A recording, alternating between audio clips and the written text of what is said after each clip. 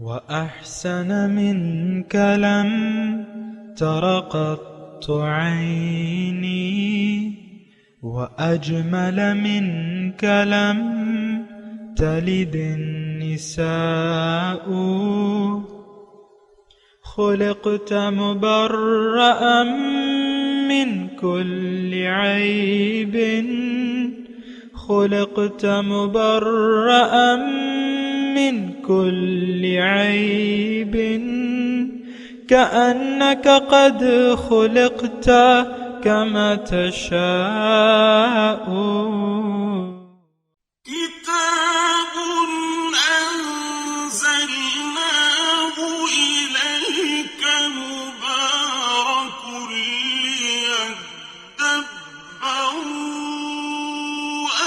آياته وليتذكر أولو الألباب. یہ کتاب برکت والی ہے جسے ہم نے آپ کی طرف نازل فرمایا ہے تاکہ دانش مند لوگ اس کی آیتوں میں غور و فکر کریں اور نصیحت حاصل کریں. اللہم صلی علی سیدنا محمد وعلی آل سیدنا محمد بعدد کل ذرۃ مئۃ الف الف مرۃ. سامعین و ناظرین اکرام، السلام علیکم ورحمۃ اللہ وبرکاتہ.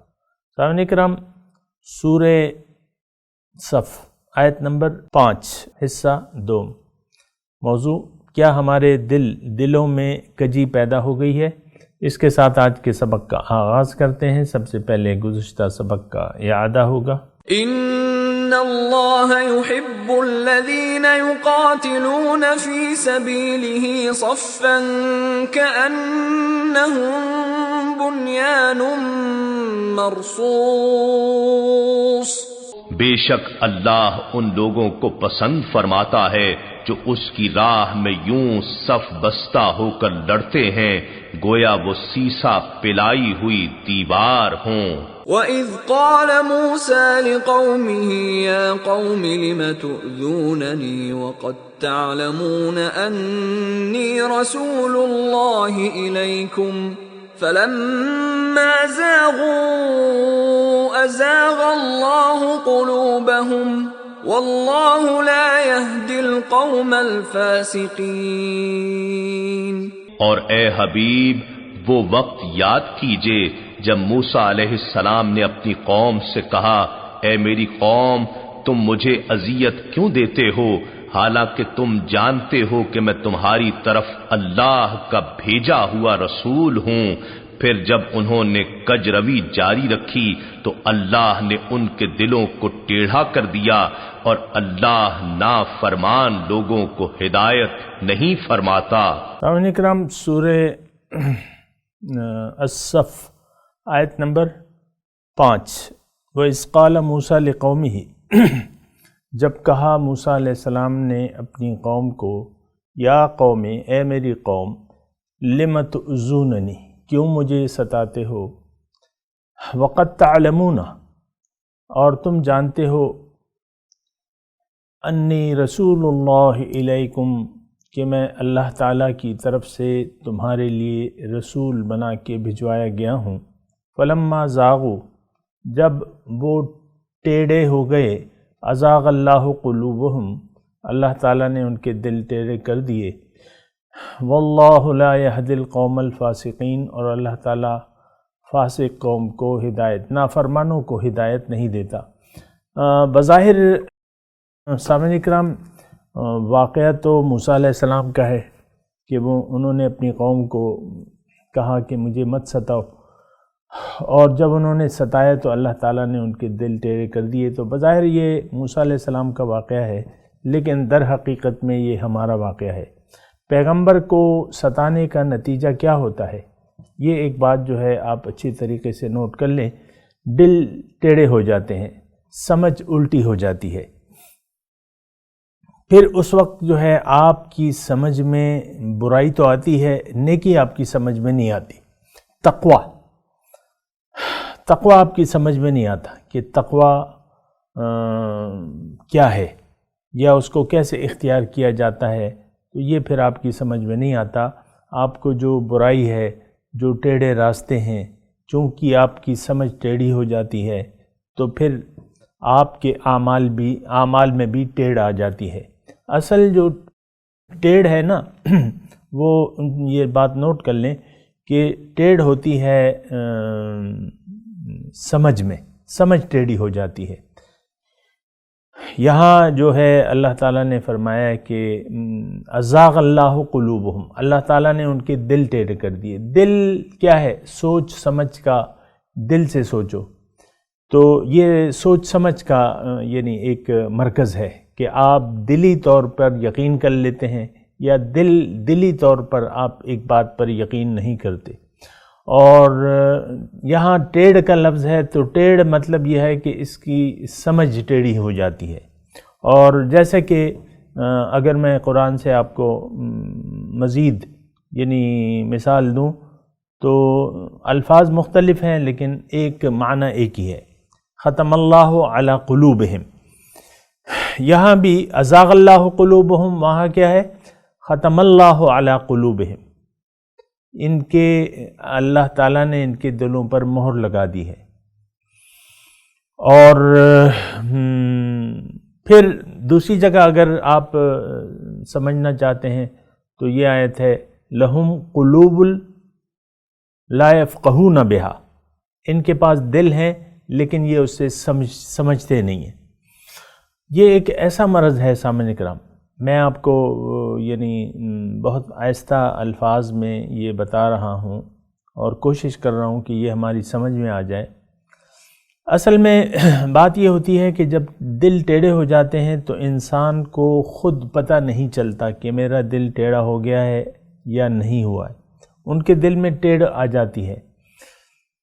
اور پھر انسان یہ سمجھتا ہے کہ سمجھ جب ٹیڑھی ہو جاتی ہے انسان یہ سمجھتا ہے کہ میں صحیح راستے پر ہوں، کیونکہ وہ ٹیڑھے راستوں کو وہ صحیح سمجھنے لگتا ہے، ان کی سمجھ میں سیدھا راستہ آتا ہی نہیں ہے، کیونکہ اللہ تعالیٰ نے آگے یہ فرمایا ہے کہ واللہ لا یہدی القوم الفاسقین، اللہ تعالیٰ فاسق قوم کو ہدایت نہیں دیتا، یعنی توفیق نہیں دیتا۔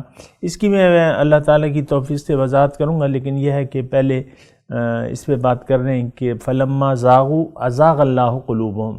گزشتہ سبق میں نے آپ کو بتایا تھا کہ رسول کو ستانا کیا ہوتا ہے۔ دیکھیں، رسول اللہ تعالیٰ کی نافرمانی کریں تو اللہ تعالیٰ آپ سے ناراض ہو جائے گا۔ کبر مقتا عند اللہ ان تقولوا ما لا تفعلون، اسی سورہ مبارکہ میں ہم نے پڑھا ہے کہ اگر کوئی انسان جو کہتا ہے وہ کرتا نہیں ہے اور تو پھر اللہ تعالیٰ ان سے ناراض ہو جاتا ہے۔ کبر مقتا، بہت یعنی ناراضگی کی بات ہے اللہ تعالیٰ کہ تم وہ کہو جو کرتے نہیں۔ تو اسی طرح رسول کی نافرمانی جو ہے اگر آپ اختیار کریں گے تو اس کا مطلب یہ ہے کہ آپ انہیں ستا رہے ہیں۔ دیکھیں، رسول کی دعوت کیا ہے کہ ایمان لے آؤ اللہ پہ، اللہ کو اپنی منزل بنا لو اور اس کے راستے پر چلو، یہ رسول کی دعوت ہے۔ اور دعوت کا خلاصہ یہ ہے، بالکل آپ کو میں قرآن سے یہ بتا رہا ہوں، قل ھذہ سبیلی ادعو الی اللہ، آپ ان سے کہہ دیجئے کہ میرا تو مشن فقط صرف یہ ہے کہ میں لوگوں کو اللہ تعالیٰ کی طرف بلاتا ہوں، علی بصیرت، دلائل سے، بصیرت سے، انا ومن اتبعن، میں اور میرے پیروکار۔ تو اگر حضور کا صلی اللہ علیہ وسلم ان کا کوئی پیروکار ہوگا وہ بھی اسی راستے پر ہوگا۔ اگر آپ اس کی بات نہیں مان رہے، اس کا مطلب یہ ہے کہ آپ اس کو تکلیف دے رہے ہیں۔ پیغمبر کا کام پہنچانا ہوتا ہے، اللہ والوں کا کام صرف پہنچانا ہوتا ہے، یہ بات نوٹ کر لیں۔ دین میں کوئی زبردستی نہیں ہے۔ جو پسند کرتا ہے اللہ تعالیٰ کی ملاقات کو، اللہ تعالیٰ بھی اس کی ملاقات کو پسند فرما لیتے ہیں، اور جو برا سمجھتا ہے اللہ تعالیٰ کی ملاقات کو، ناگوار سمجھتا ہے، اللہ تعالیٰ بھی اس کی ملاقات کو ناگوار سمجھتے ہیں۔ تو یہاں مضمون کیا ہے؟ وَقَدْ تَعْلَمُونَ أَنِّي رَسُولُ اللَّهِ إِلَيْكُمْ فَلَمَّا زَاغُوا أَزَاغَ اللَّهُ، جب انہوں نے ٹیڑھ اختیار کی تو پھر اللہ تعالیٰ نے ان کے دلوں میں کجی پیدا کر دی۔ کجی اصل میں ہوتی ہے سمجھ میں. یہ تھوڑا سا ایک مضمون میں بیان کر دوں آپ کو. کجی جو ہوتی ہے وہ دراصل سمجھ میں آ جاتی ہے، اور سمجھ میں اس وقت کجی آتی ہے کہ جب آپ حق بات کو سچ نہیں سمجھتے، سچ کو سچ نہیں سمجھتے، پھر یقیناً آپ کو جھوٹ کو سچ سمجھنا ہوگا. یعنی یہ ایک نیچرلی بات ہے. یعنی ایک گلاس ہے، اس میں یا تو کچھ ہے یا وہ خالی ہے.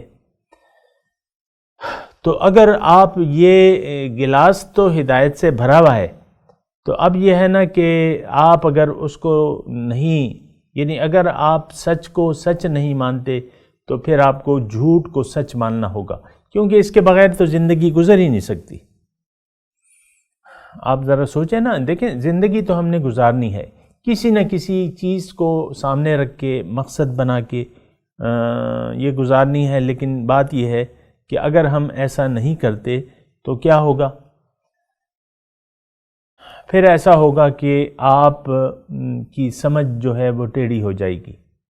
اگر آپ اللہ کو منزل نہیں بناتے، سیدھے راستے پر نہیں چلتے، تو پھر یقیناً ٹیڑھے راستے ہی آپ کا مقدر ہوں گے. آپ کو انہی پر چلنا ہوگا، کیونکہ چلنا تو آپ نے ہے.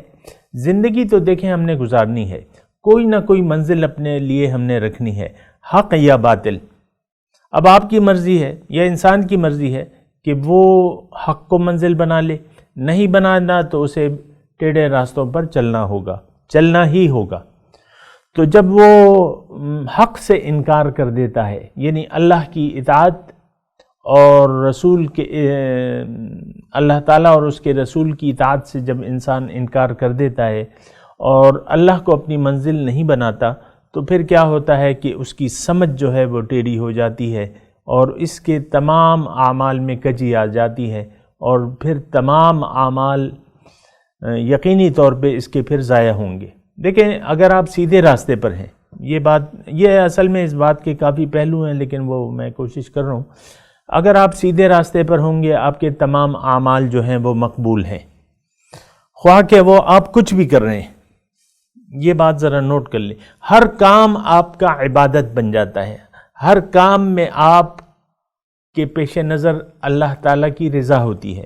آپ اللہ کی رضاؤں کے تحت تمام زندگی کے کام کرتے ہیں، کھانا کھا رہے ہیں، پانی پی رہے ہیں، دوست بنا رہے ہیں، کچھ لوگوں سے آپ بغض رکھتے ہیں، کچھ لوگوں کو آپ عطا کرتے ہیں، کچھ لوگوں کو آپ نہیں دیتے. تو یعنی انسان جب حق کو قبول کر لیتا ہے تو اس کے تمام اعمال جو ہیں، میں آپ کو کہہ رہا ہوں کہ وہ عبادت بن جاتے ہیں، وہ فرما برداری کے تحت ہوتے ہیں، وہ اللہ تعالیٰ کی رضا کے تحت ہوتے ہیں. یہ بات اچھا. اگر اللہ آپ کی منزل نہیں ہے، دیکھیں میں یعنی پورے اطمینان سے یہ بات کہہ رہا ہوں اور سوچ سمجھ کے کہہ رہا ہوں، اگر آپ اللہ کو منزل نہیں بناتے اور اپنی زندگی میں للہیت نہیں لاتے، تو اس کا مطلب یہ ہے کہ آپ کی زندگی میں پھر یعنی آپ کے اعمال میں پھر للہیت نہیں ہوگی. اگر آپ کی زندگی میں للہیت نہیں ہے تو پھر جو آپ زندگی گزاریں گے اس میں للہیت نہیں ہوگی. اگر آپ اللہ کے لیے زندگی نہیں گزار رہے تو اس کا مطلب یہ ہے کہ پھر آپ غیر اللہ کے لیے زندگی گزاریں گے. تو جب آپ غیر اللہ کے لیے زندگی گزارنا شروع کرتے ہیں تو اس کا مطلب یہ ہے کہ آپ کے تمام اعمال ضائع ہوں گے، اس کا کوئی وزن نہیں ہوگا. کیونکہ اصل جو چیز ہے وہ نیت ہے. انما الاعمال بالنیات.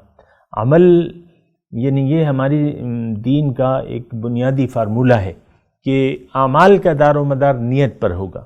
اگر آپ نے نماز پڑھی اللہ کے لیے تو وہ توحید ہے. اگر آپ نے اللہ کے لیے نہ پڑھی تو وہ پھر شرک بن جاتا ہے. اس بات کو ذرا غور سے سنیں نا. مطلب یہ ہے کہ آپ دیکھیں ہماری زندگی تو عام طور پہ، اگر میں آپ کو یہ بتاؤں کہ عام طور پہ ہماری زندگی میں للہیت نہیں ہے. اللہ کے لیے ہم زندگی نہیں گزار رہے، غیر اللہ کے لیے گزاریں، اللہ کے ماں سوا.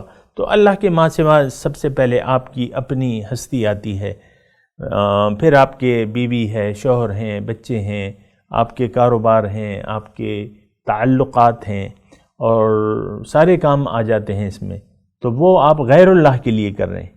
آپ کے والدین ہیں، آپ کے بھائی بہن ہیں، جو بھی ہیں، لیکن اس میں للہیت نہیں رہتی. پھر آپ دیکھیں کہ بھائی سے جو ہے بعض اوقات دشمن ہو جاتا ہے، بیٹا باپ کا دشمن ہو جاتا ہے، باپ بیٹے کا دشمن ہو جاتا ہے.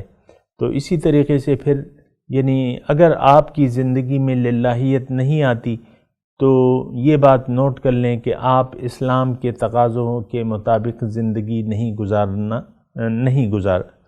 گزار سکتے.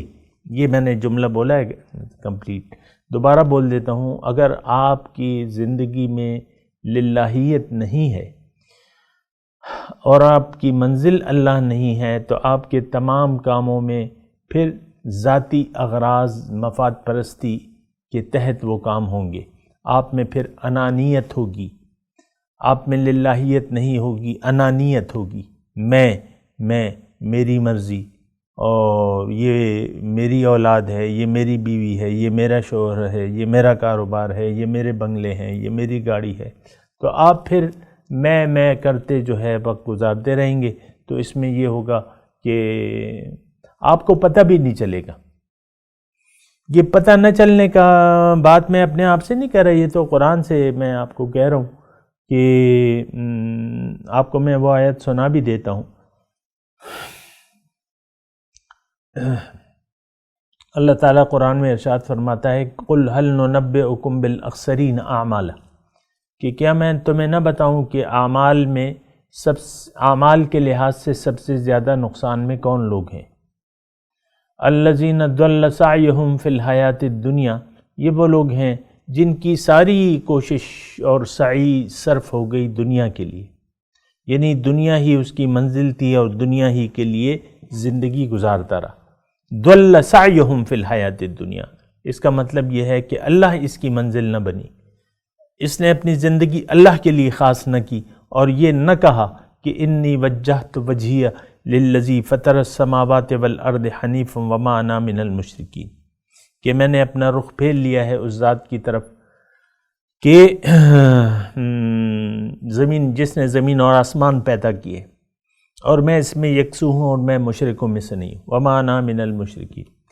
تو بہرحال سامعین کرام، یہ بڑی اہم بات ہے اور سننے کی بات ہے اور سمجھنے کی بھی بات ہے کہ اچھا وہ آیت میں نے پوری نہیں کی، وہ یہ ہے سب سے زیادہ نقصان میں کون لوگ ہیں. اللہ تعالیٰ فرماتا ہے یہ وہ لوگ ہیں جن کی زندگی ضل سعیہم فی الحیات الدنیا، ساری کوششیں ان کی دنیا کے لیے صرف ہو گئیں، یعنی دنیا ہی ان کا مقصود تھا اور دنیا ہی کے لیے زندگی گزار رہے ہیں. وَيَحْسَبُونَ أَنَّهُمْ مُهْتَدُونَ، یہ جو آخری حصہ ہے یہ میرا مقصود تھا کہ میں آپ کو یہ بتاؤں، اور یہ گمان یہ کرتے ہیں کہ وہ سیدھے راستے پر ہے. اور میں نے بھی آپ کو کہا تھا اس آیت کے سنانے سے پہلے کہ لوگ پھر یہ سمجھتے ہیں یعنی ان کی سمجھ ٹیڑھی ہوتی ہے، ان کے اعمال میں کجی ہوتی ہے، لیکن پھر بھی وہ سمجھتے ہیں کہ وہ کوئی اچھا کام کر رہے ہیں، اچھے راستے پر ہیں.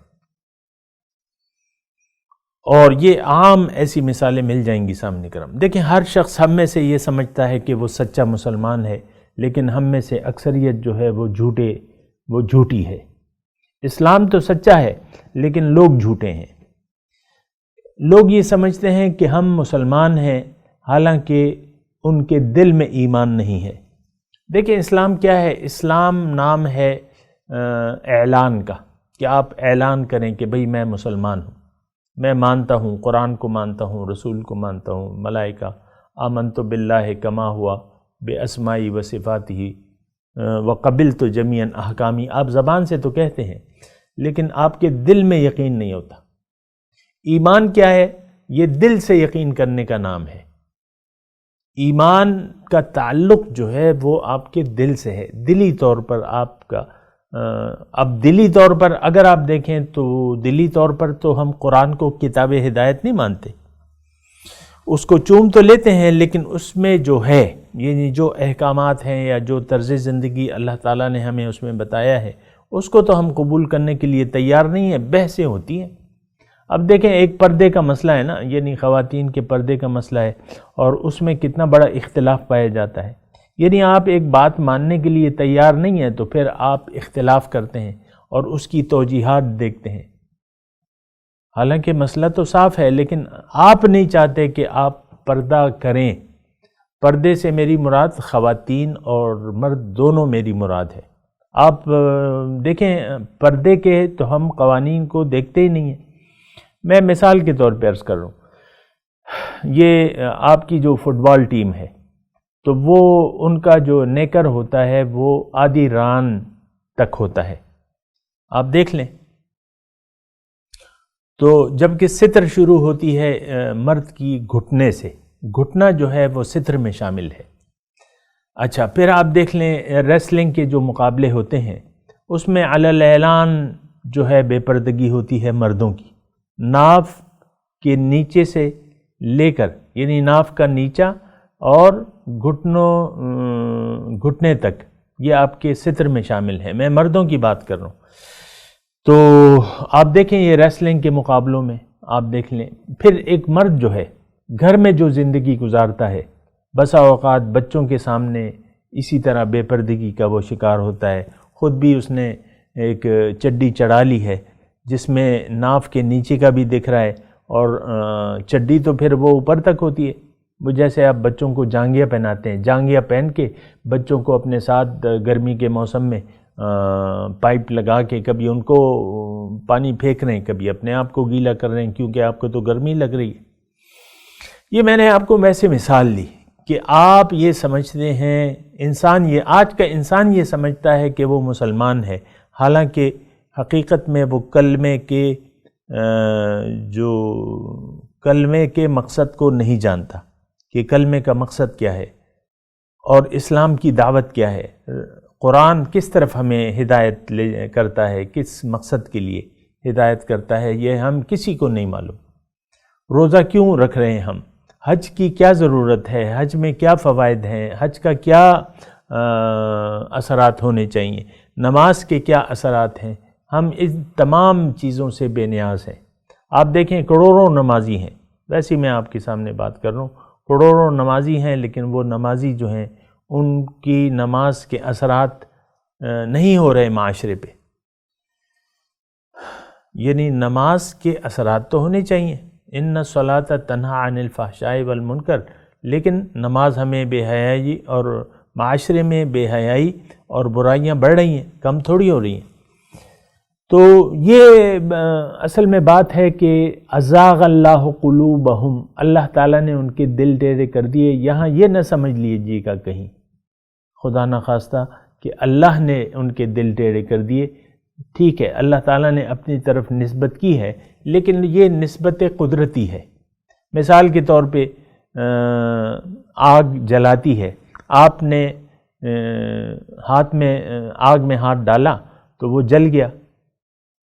اب اللہ تعالیٰ آپ کہیں کہ اللہ نے میرا ہاتھ جلا دیا، نہیں، اللہ نے تو نہیں جلایا، آپ نے آگ میں ہاتھ ڈالا، اور آگ کی صفت یہ تھی کہ وہ جلاتی ہے۔ تو اسی طرح سارے کام ہیں، یعنی پانی آپ نے پی لیا، آپ پیاسے تھے، پانی آپ نے پی لیا تو اللہ تعالیٰ نے آپ کی پیاس بجھائی، ہاں ٹھیک ہے، یعنی اللہ تعالیٰ نے پیاس بجھنے کا ایک سبب مقرر کر دیا ہے، آپ نے اس سبب کو استعمال کیا تو پیاس آپ کی بجھ گئی۔ یا اسی طرح آپ کھانا کھاتے ہیں، بھوک کے وقت کھانا کھاتے ہیں، بھوک مٹ جاتی ہے، آپ کو اللہ تعالیٰ نے رزق دیا، ٹھیک ہے یہ بات درست ہے، لیکن یہ کھانا آپ نے ذریعہ استعمال کیا، بھوک کو مٹانے کے لیے ذریعہ استعمال کیا تو آپ کی بھوک مٹ گئی۔ اسی طرح دیکھیں یہ ہدایت کے قوانین جو ہیں، اگلی جو آیت آ رہی ہے واللہ لا یہدی القوم الفاسقین، اللہ تعالیٰ ہدایت نہیں دیتا نافرمانوں کو۔ تو یہ دیکھیں، یہ ہم قرآن میں غور و فکر نہیں کرتے نا، اس لیے پھر یہ مسائل پیدا ہوتے ہیں کہ اللہ تعالیٰ ہدایت نہیں دیتا تو اب ہم کیا کریں۔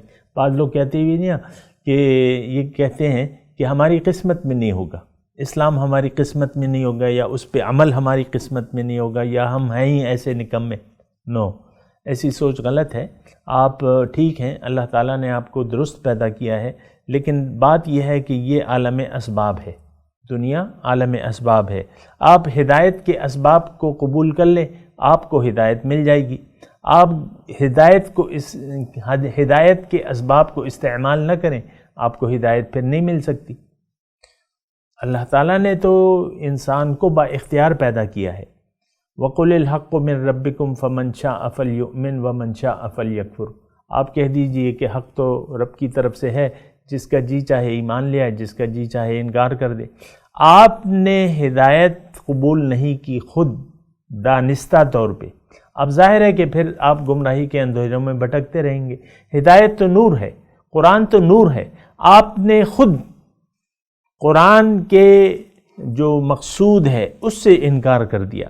قرآن تو آپ کو اللہ تعالیٰ کی طرف ہدایت دیتا ہے، قرآن آپ کو بتاتا ہے کہ آپ کس طریقے سے زندہ ہوں گے، قرآن آپ کو بتاتا ہے کہ اللہ تعالیٰ کی مدد آپ کیسے حاصل کریں گے، لیکن آپ نے ان تمام چیزوں سے انکار کر دیا۔ تو اب ظاہر ہے کہ گمراہی کے اندھیرے آپ کا مقدر ہوں گے، اور بات چیت جاری ہے، لیکن یہ ہے کہ ابھی میں آپ سے اجازت چاہتا ہوں اور تلاوت کرتا ہوں، میرے ساتھ دہرائیے۔ اعوذ باللہ من الشیطان الرجیم، بسم اللہ الرحمن الرحیم۔ وَإِذْ قَالَ مُوسَىٰ لِقَوْمِهِ يَا قَوْمِ لِمَ تُؤْذُونَنِي وَقَدْ تَعْلَمُونَ أَنِّي رَسُولُ اللَّهِ إِلَيْكُمْ فَلَمَّا زَاغُوا أَزَاغَ اللَّهُ قُلُوبَهُمْ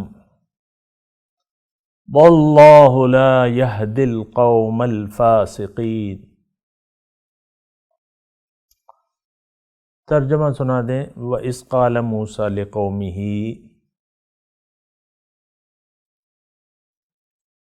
جب کہا موسیٰ علیہ السلام نے اپنی قوم کو، یا قوم لم تؤذوننی، اے میری قوم کیوں تم مجھے تکلیف دیتے ہو، وقد تعلمون، اور تم جانتے ہو، انی رسول اللہ الیکم، کہ اللہ تعالیٰ نے مجھے رسول بنا کے تمہاری طرف بھجوایا ہے۔ فلما زاغوا، جب انہوں نے ٹیڑھ اختیار کی، ازاغ اللہ قلوبہم، اللہ تعالیٰ نے ان کے دل ٹیڑھے کر دیے۔ واللہ لا یہدی القوم الفاسقین، اور اللہ تعالیٰ نافرمان قوم کو ہدایت نہیں دیتا۔ اب ان آیت کی تلاوت اور ترجمہ۔ وَإِذْ قَالَ مُوسَىٰ لِقَوْمِهِ يَا قَوْمِ لِمَ تُؤْذُونَنِي وَقَدْ تَعْلَمُونَ أَنِّي رَسُولُ اللَّهِ إِلَيْكُمْ فَلَمَّا زَاغُوا أَزَاغَ اللَّهُ قُلُوبَهُمْ وَاللَّهُ لَا يَهْدِي الْقَوْمَ الْفَاسِقِينَ۔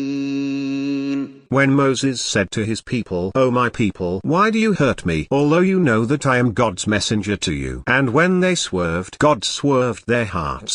God does not guide the sinful people. اس کے ساتھ ہی آج کے درس کا وقت اختتام کو پہنچا۔